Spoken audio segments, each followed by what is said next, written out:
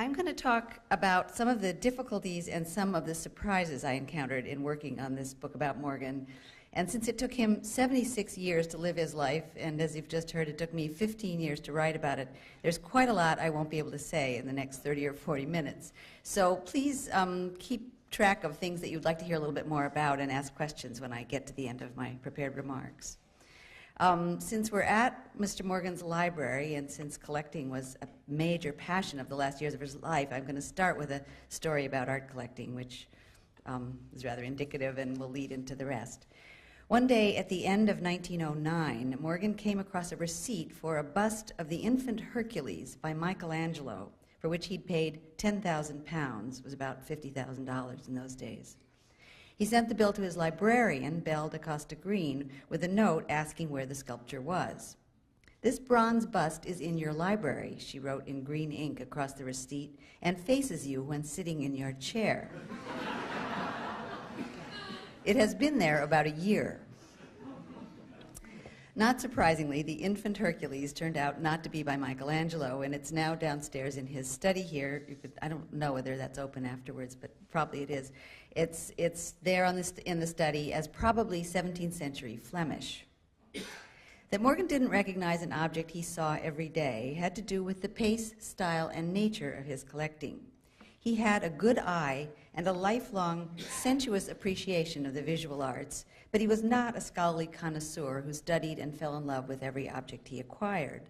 Like Napoleon, who swept through Italy and Egypt, taking cartloads of ancient art for France, Morgan set out to acquire as much as he could for America in a relatively short time, and he often bought whole collections that had been assembled by other people.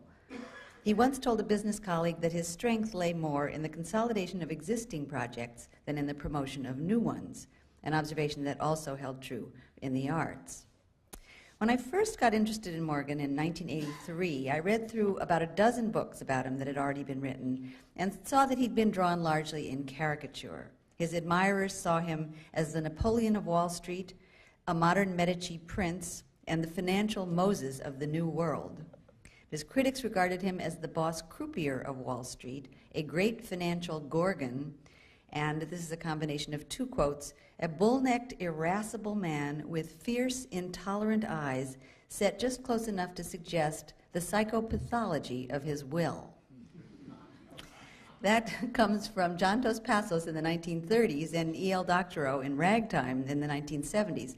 And that's very much the image that popular culture has had about Morgan. It started during his lifetime with his political opponents, the populists and the progressives. It was carried forward by the leftists in the 30s and very much forward through the 1960s. It was absolutely the image I had of him from just a liberal arts college degree. This ogre who was sort of using America's financial difficulties for his own gain. And about his second career as a collector of art, there were equally conflicting assessments. Bernard Berenson, who visited Morgan's London house in 1906, Morgan was keeping most of his art in London because there was an import duty on works of art. He had the law changed in 1909, and then he brought everything here. But, but before that, you had to pay 20% duty on works of art, so he kept things in London. Bernard Berenson visited his house in 1906 and wrote to Isabella Stewart Gardner, his patroness, that the house looked like a pawnbroker's shop for Croesuses. And Roger Fry, who worked for Morgan, when Morgan was president of the Metropolitan Museum, Roger Fry came to work as a curator there, and he said memorably later that a crude historical imagination was the only flaw in Morgan's otherwise perfect insensibility to art. It's a very good line, and I thought Roger Fry was going to be my guide to Morgan as collector, but it actually turns out, I don't have time to go into this story now, Roger Fry said that much later. He said it to Virginia Woolf, who wrote it down and put it in her biography of Roger Fry, so it's very much the sort of definitive statement about him, at least in terms of people who pay attention to Bloomsbury. But the trip that Roger Fry was talking about, he took a trip through Italy with Morgan in 1907, and his letters and diaries at the time say exactly the opposite. He said he was very impressed with how intelligent Morgan was about the art he was seeing, and that he wasn't only interested in things that he could buy, that he had sort of picked out the right Giotto and the right church and really had a wonderful response to it. So that wonderful line that is sort of what lasts about Morgan as collector really was absolutely not what Fry said at the time. On the other side of the ledger about Morgan as collector, Wilhelm von Bode, who was director of the Kaiser Friedrich Museum in Berlin and occasionally advised Morgan about collecting pictures, called him the greatest collector of our time. And Bode had a student named William Valentiner, whom he sent to work at the Met as the first curator of decorative arts under Morgan. Valentiner called Morgan the most important art collector I ever met. That people could have such wildly contradictory appraisals of Morgan derives in part from his monumentally reticent nature. He was neither introspective nor articulate. He was, as Henry Adams said of Theodore Roosevelt, pure act. He never said anything about why he did most of the things he did, either in the financial world or in the realm of culture. After reading through that shelf of books about Morgan in 1983 and finding only a cartoon hero or a cartoon villain, I thought that if there were new archival material that made it possible to see who he really was, it was worth trying to add another book to that shelf. And then I found that there were papers here at the Morgan Library, a basement full of uncatalogued papers about his own diaries from his childhood, his grandfather's diaries, his son's letters home, his wife's diaries. It was just a trove of material that for a biographer was absolutely irresistible. And then as I went forward, I found even more in both public and private collections on both sides of the Atlantic. So that I decided to go ahead and do it. I thought it would take 6 years, but as you heard, it took 15. By about the 13th or 14th year, I began to think that other writers should pay me a tithe because I made them feel they weren't taking so long. And when I finished, somebody reviewed this book in Slate, which is that online magazine that Microsoft owns. There was two guys actually having a conversation about it in Slate, and one of them said, 15 years. She could have started 4 internet companies in that time. Morgan would have approved of that probably more than spending 15 years on his life. Part of what took so long was, as Dick said, I didn't know anything about finance at the outset, and I had to give myself quite an education in that, and with the help of a very good friend, I finally, I hope, managed to learn it. But even harder than that was trying to get a man who so resolutely did not want to be known, and about whom there was so much mythology.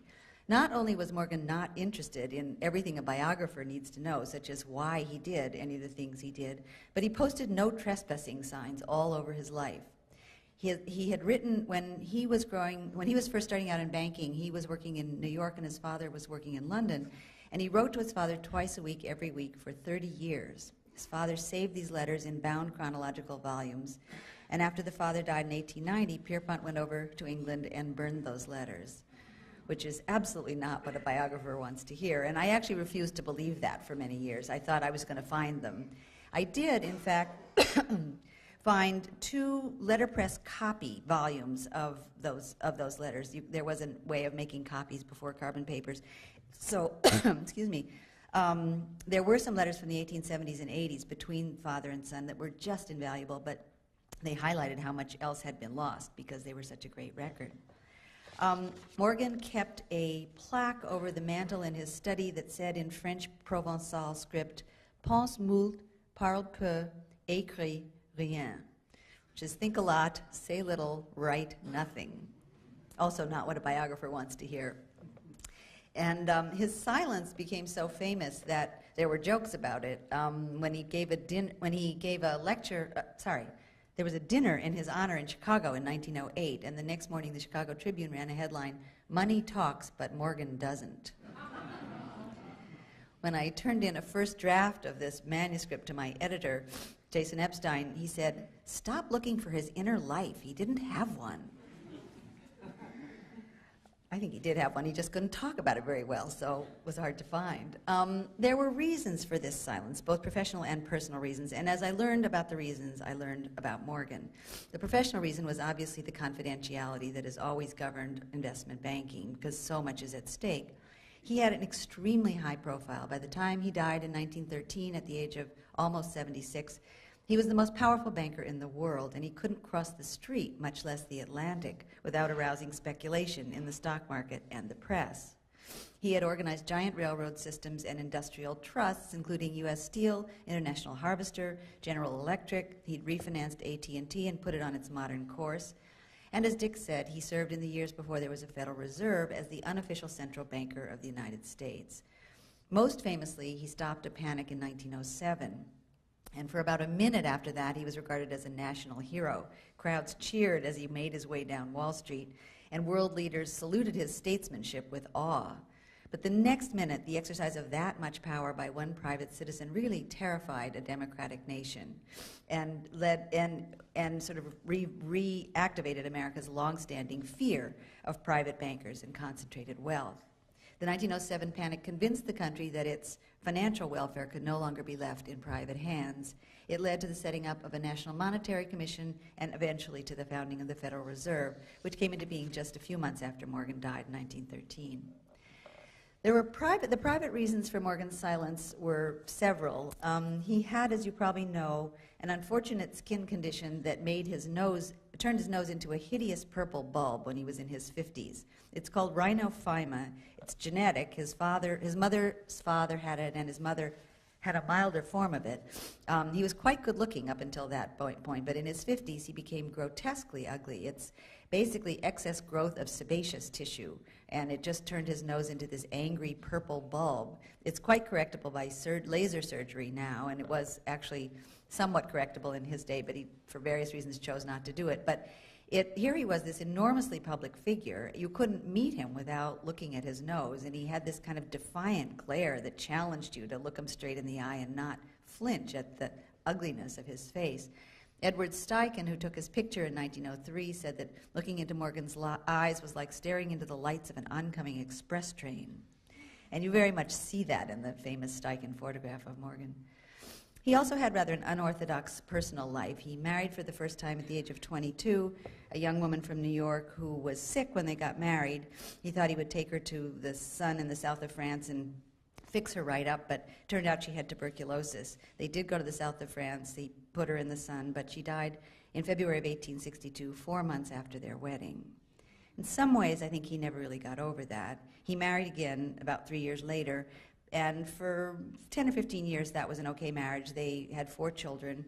They had very different tastes and interests, however, and after about 15 years, they pretty much lived separate lives. He had other women. He didn't want other people to know or talk about that. He could pretty much keep his life private. He only spent time with friends whom he trusted not to talk. He had a private yacht. He spent a lot of time in Europe. He would sort of keep the Atlantic between himself and his wife. So she would go off to Europe with a daughter and a paid companion and a chauffeur, and then he'd be in New York with his friends, and then she would come back and he'd go off to Europe. But he wanted to keep the doors to his private life firmly shut, so that accounts for part of his silence as well. I'll give you a quick summary of some biographical facts and then tell you about some of the surprises. He was born in 1837 into the upper echelons of American society. Both sides of his family had come here before the Revolution. His Morgan grandfather, Joseph, was a founder of the Aetna Insurance Company in Hartford. On the Pierpont side, his mother's side, one of his ancestors was a founder of Yale, whose daughter married Jonathan Edwards. Further down that line was his Pierpont grandfather, the Reverend John Pierpont, who was a radical Unitarian minister and a poet. He was briefly considered America's leading poet. This man was an ardent abolitionist and temperance advocate, and he got kicked out of his church in the 1830s for speaking out too vociferously from his pulpit on the subjects of slavery and demon rum. Well, it's pretty hard to get kicked out of a Unitarian church. So that gives you some measure of Mr. Pierpont's fanaticism. He went off to Constantinople for a year and came back and continued his life. I was very fond of him in the early stages of working on this book. I could understand him before I could understand railroad deals and government bonds and interest rates. And I submitted this early draft to my editor, and I said, "How did you like old John Pierpont?" And he said, "It would be a little bit like having Abby Hoffman as your grandfather." There was another wild character in that family. That man's son, who was Pierpont Morgan's uncle, James Pierpont, who was a ne'er-do-well, went off to pan for gold in California. That didn't make anything of it. Got married, dumped his wife and children with his father, and wandered all over. Tried for a while to run a sewing business with his brother. That didn't work either. He finally committed the ultimate heresy in this ardently abolitionist northern family by moving to Georgia and riding with the Confederate cavalry during the Civil War. And he was an amateur composer and wrote a little song that he called One Horse Open Sleigh, But you can imagine what happened to it. It didn't become known as Jingle Bells until after he died, so he never got the royalty stream that would have really changed his life. But that's not exactly what we associate with Pierpont Morgan. Pierpont was born in Hartford, grew up in Hartford and Boston, and then moved to London in the 1850s when Junius, his father, joined an Anglo-American merchant bank. He was educated after that in Switzerland and Germany, and so by the time he started business in New York as a young banker in 1857 at the age of 20, he was fluent in French and German and familiar with most cultures than most Americans would ever see. For the next 30 years, he and his father, working together, essentially were funneling capital to the emerging American economy. There was not enough money here in the middle of the century to build enormously expensive railroads. And as Dick said, the Morgans made it their responsibility to essentially guarantee the safety of the capital that was coming here from Europe. That meant that they would find good properties to invest in and then watch over them as things went forward, so that if a company went bankrupt, they would reorganize the company, fire the managers, hire new ones, appoint themselves and their friends to the boards of directors, and really watch over it to make sure it stayed solid for the long term. They were investing for the long term, and of course, European investors learned to trust the Morgan name on an issue of stocks or bonds. So they weren't really buying the Illinois Central Railroad so much as they were buying this Morgan imprimatur.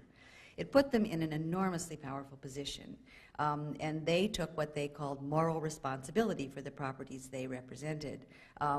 That put them in a position to essentially command the capital resources of the Western world. When other bankers and investors trusted the Morgans, in a moment of panic, Morgan could say, I need $20 million in the next 20 minutes, or the New York Stock Exchange will close. The other bankers coughed up $20 million. Probably the single most important person in his life was his father. From very early on, Junius focused on this boy like a laser beam. Junius set out to build a financial dynasty that would rival the Rothschilds and the Barings.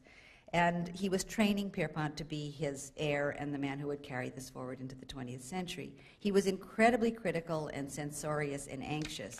And Pierpont was much more ambitious, much less risk-averse than his father. He was sort of like a racehorse being held at the starting gate. He just wanted to do this. And he engaged in some speculative ventures during the Civil War that made his father absolutely furious. And for the next 2 decades, as a result of that, Junius made sure there was an older partner in New York to keep an eye on his headstrong son. But by his early 30s, Pierpont had really learned the lessons that his father was preaching, that in this very high-risk, high-stakes market, your word was your bond. Honesty and integrity and trust were all you had to trade on. And if you took advantage of your privileged position for private gain, you would basically forfeit your right to work in these markets. It took Junius years to realize that Pierpont had essentially gotten the message and to slowly cede authority to his son. And I'm going to tell you a story that takes place in 1878 when Pierpont was 41 that shows him really taking a risk and being right and being much more willing to do something new than his father was. On October 20th of that year, Pierpont wrote to his brother-in-law that he'd been, quote, very much engaged for several days past on a matter which is likely to prove most important to the world at large, and to us in particular, in a pecuniary point of view. Secrecy at the moment is so essential that I do not dare put it on paper. Subject is Edison's electric light. Well, he obviously put it on paper because I just read it to you, but not very much. Edison had just produced a brief incandescence by passing an electric current through a platinum wire filament in a partially evacuated bulb.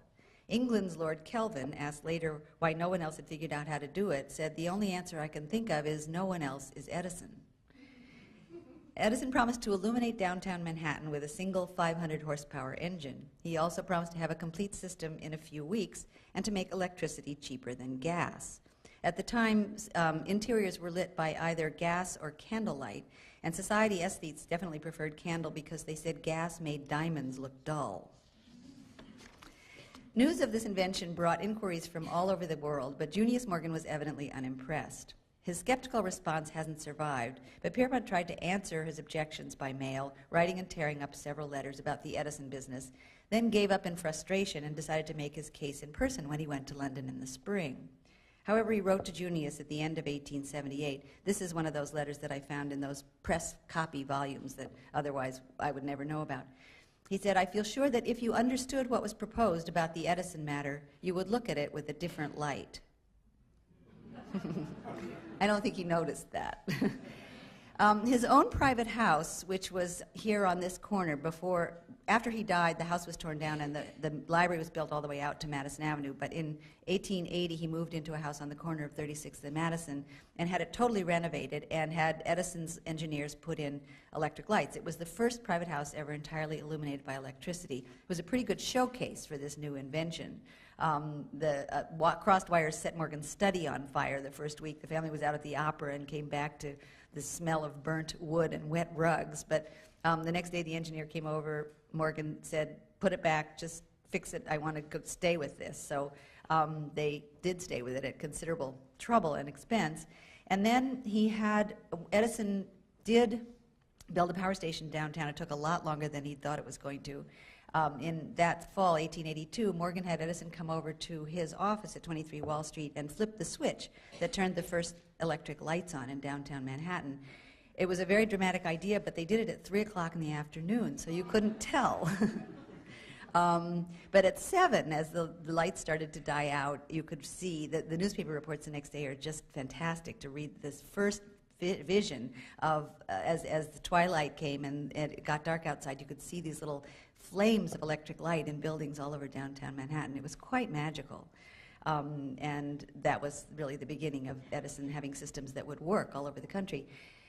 Morgan started with this in 1878. It didn't really work for at least a decade. By the late 80s, it was working, and in early 1892, he combined Edison's companies with their chief rival, it was called Thomson-Houston, to form General Electric. And many of you may know General Electric was the only stock that was in the first Dow Jones Industrial Average in 1896 that is still in the average today, 100 years later. So it was a very good idea. Junius didn't see it, Pierpont did, and it was really a very key moment in the transition of power from Junius to Pierpont Morgan, from London to New York as the financial capital of the world. By the time after Junius died in 1890, there was enough money here. We were still net debtors until 1914, but there was enough money here that most of Pierpont's major industrial combinations after 1890 were done mostly with American money. We were no longer so dependent on European capital. One of the surprising things that emerged in the careful reading of the Morgan papers was Morgan's tremendous sense of public responsibility, both in the worlds of finance and in culture. He essentially appointed himself to act as guardian of U.S. credit in international markets. He'd grown up watching the Bank of England try to keep the British economy on track. There was no sense here how to do that, and he took it upon himself to do it. The fragility of the U.S. economy in the 19th century is hard for us to imagine now. There was a new crisis every 10 or 20 years. John Kenneth Galbraith has said that the intervals between panics corresponded roughly with the time it took people to forget the last disaster. Morgan really made it his job to try to head off these panics, to control the excesses of the business cycle. He was not acting out of altruism. He represented people who had billions of dollars invested in the U.S. economy. But he was performing a large public service. Everybody suffered in the panics and the depressions. In fact, poor people suffered much more than rich people did. So he was playing a very big public role. He did very well for himself in all of this, but he didn't make nearly as much money as he could have if that had been his primary aim. When he died in 1913, his estate, the papers announced that his net worth was roughly $80 million, which you have to multiply by 15 or 20 to think of in today's dollars. But John D. Rockefeller was already worth $1,013,000. Supposedly, he read about Morgan's $80 million in the New York Times, shook his head and said, "And to think he wasn't even a rich man." Which tells you how rich Rockefeller was, but it also tells you that Morgan's power was much larger than he had earned by the size of his bank accounts. It had to do with the role he was playing as the unofficial central banker, not just with his own personal wealth. In his second major career as a collector of art, he also was performing a public function. Just as there was not much capital here in the middle of the 19th century, there wasn't much art either. Anybody who was serious about studying art had to go abroad. And Morgan and several of his contemporaries essentially took it upon themselves to import culture, to build public museums, to make the U.S. the repository for great works of art of the past. And this library was just the most vivid example. His other collections were dispersed, so we don't think of them as Morgan, but he did have spectacular collections in 20 different fields. And he said in his will that he wanted his collections made available for the permanent instruction and pleasure of the American people, but he hadn't had time to dispose of them himself, so he left everything to his son, who ultimately gave about 7,000 objects to the Metropolitan Museum, another 1,500 to the Wadsworth Atheneum in Hartford, and then gave this library with its contents and an endowment to New York City in 1924. Another surprising thing, which is suggested by the Edison story, is that although his firm for 100 years has had a reputation as a white shoe, blue-blooded preserve, Morgan himself was surprisingly meritocratic. He went for Thomas Edison, although that wasn't the kind of man they ordinarily did business with. He had the sort of status of his family's genealogy. He had sort of, as the dramatic change was taking place in the late 19th century, New York's Gilded Age, these new men were coming in with enormous amounts of power and money. Morgan really had both. He had the status of the old world and the power of the new world. So he was less threatened than some of his contemporaries by these new men, less eager to protect the enclaves of privilege. And he was able to he nominated somebody for membership in the Union Club. The man was blackballed because he had bad table manners. Morgan led a protest of 100 men, including the Vice President of the United States, to walk out and build the Metropolitan Club. Probably the greatest surprise in my work on him was discovering a secret that he himself may not have known about one of his most trusted lieutenants. He started building this library to house his collections in 1902, and as the building neared completion at the end of 1906, he decided he needed a librarian to manage his collections, and he hired a young woman who was a clerk at the Princeton University Library named Belle DaCosta Green. She was small and slender with olive skin and green eyes and had extraordinary intelligence and vitality. She said she was 22, that her middle name came from her Portuguese grandmother, Genevieve da Costa van Vliet, and that her mother had supported the family. Her parents had separated. The mother had supported the family by working as a music teacher in Princeton. Over the next several years, as Belle presided over rare books of ours and Gutenberg Bibles at Mr. Morgan's library, she added an insouciant sense of style to the rather august tone of this institution. Just because I am a librarian, she supposedly once said, doesn't mean I have to dress like one. So she wore couturier gowns and jewelry to work. Morgan didn't really care what he had to pay for important works of art. He once said that the most expensive words in any language were unique au monde. But Belle was concerned to keep the market in reasonable line with value. So as soon as she settled in here, she began disciplining dealers who were trying to charge him too much or offering less than top quality items. And she directed Morgan's voracious eclecticism into systematic scholarly channels. She often walked off with the best items at European auctions. She was usually the only woman in the house. Her one aim, she told Morgan a few years after she settled in, was to make his library preeminent, especially for incunabula, manuscripts, bindings, and the classics. She thought their only rivals were the British Museum and the Bibliothèque Nationale, but hoped to be able to say someday that there is neither rival nor equal. No young American libraries could surpass the great European repositories of culture, but Morgan and Belle Green, in a relatively few years, secured individual masterpieces and scholarly collections of exceptional quality and range. Belle had love affairs or serious flirtations with most of the major art scholars in the Western world, and learned everything these men had to teach. Her most important long-term affair was with Bernard Berenson. They met in 1909. He was married. That didn't make any difference. They started rather a passionate affair, and that went on for several years.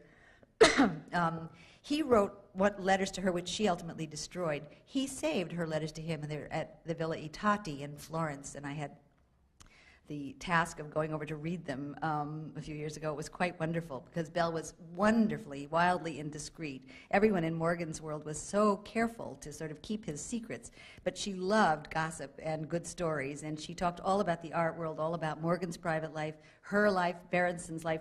She shows off a little. You can't really trust everything she has to say because she's a little bit performing for Berenson's benefit, but it was just a wonderful record.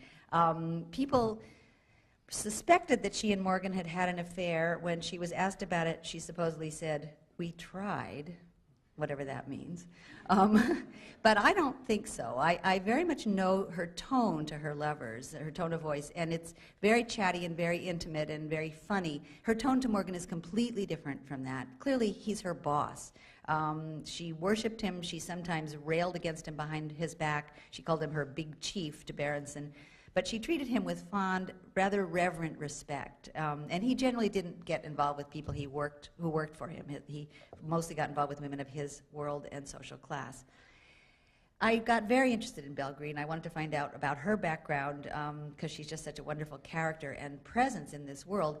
Nothing that she said about herself checked out. She said she was from Virginia.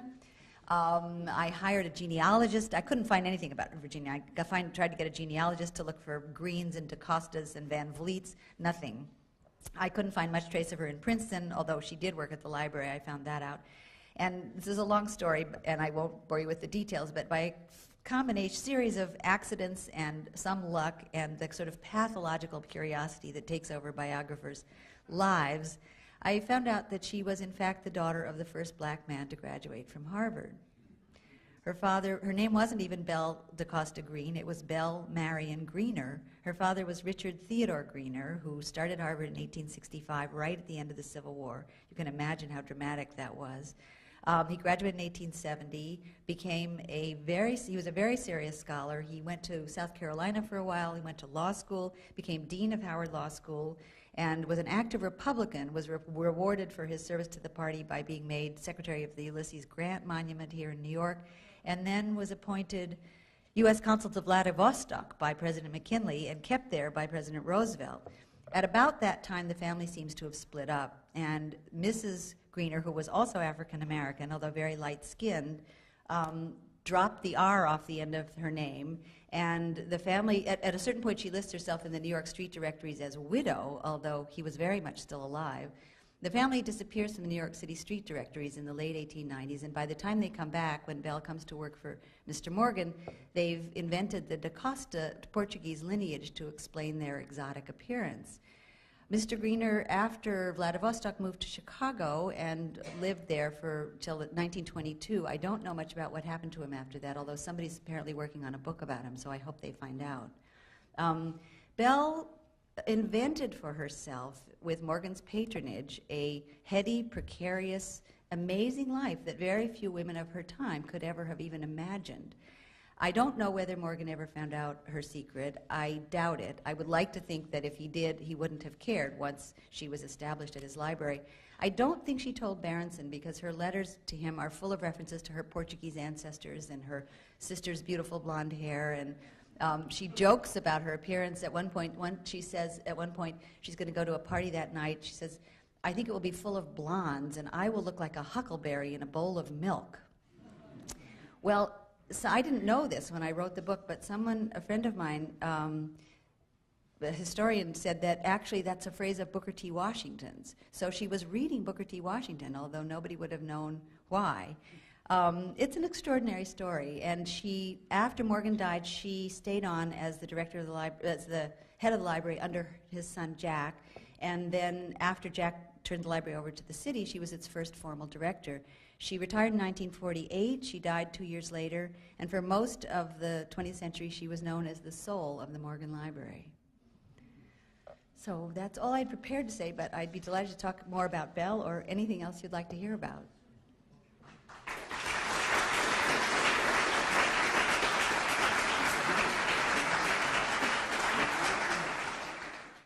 With his political opponents, the populists and the progressives, was carried forward by the leftists in the 30s and very much forward through the 1960s. It was absolutely the image I had of him from just a liberal arts college degree.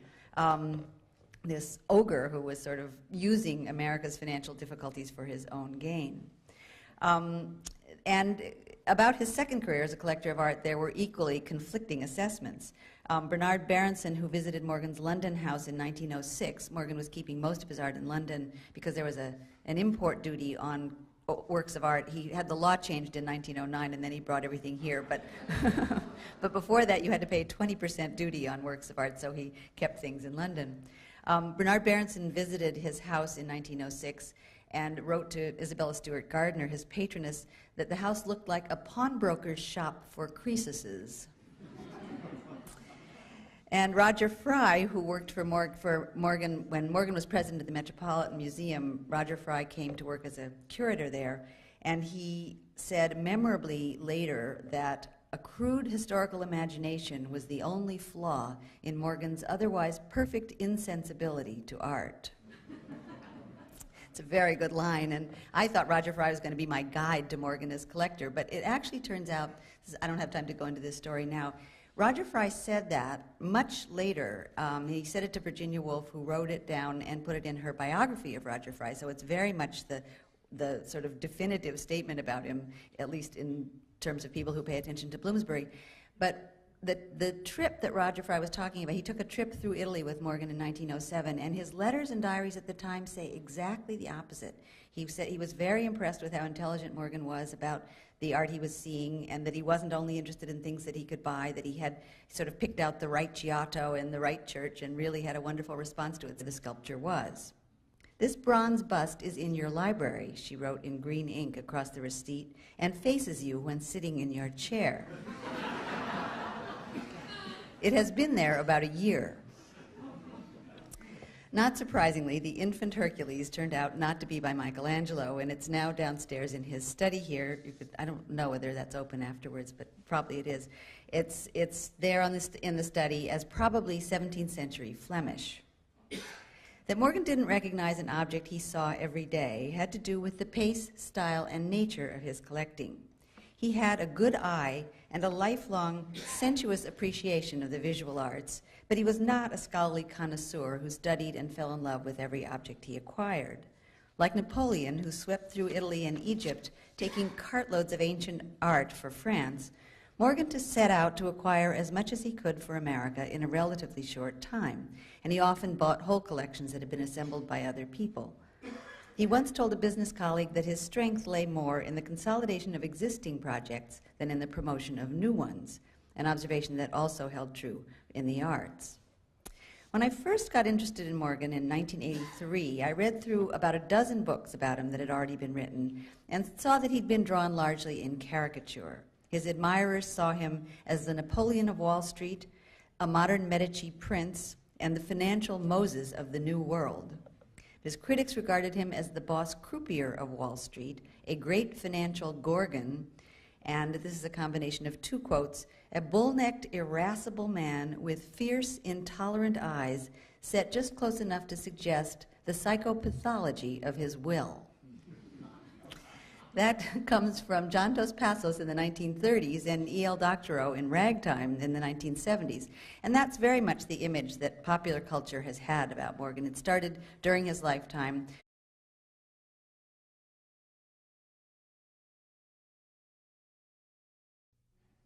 I'm going to talk about some of the difficulties and some of the surprises I encountered in working on this book about Morgan. And since it took him 76 years to live his life, and as you've just heard, it took me 15 years to write about it, there's quite a lot I won't be able to say in the next 30 or 40 minutes. So please keep track of things that you'd like to hear a little bit more about and ask questions when I get to the end of my prepared remarks. Since we're at Mr. Morgan's library, and since collecting was a major passion of the last years of his life, I'm going to start with a story about art collecting, which is rather indicative and will lead into the rest. One day at the end of 1909, Morgan came across a receipt for a bust of the infant Hercules by Michelangelo, for which he'd paid 10,000 pounds. It was about $50,000 in those days. He sent the bill to his librarian, Belle de Costa Green, with a note asking where